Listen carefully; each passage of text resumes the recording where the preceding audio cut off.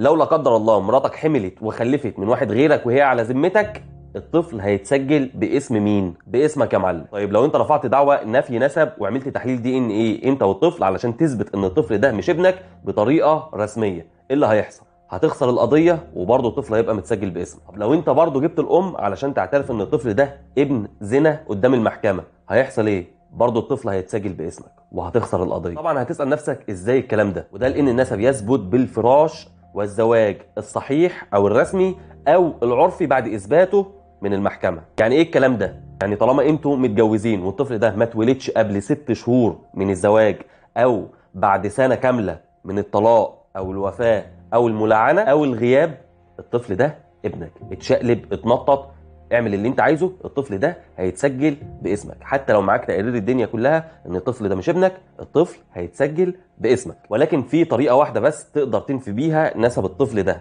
الا وهي اللعان.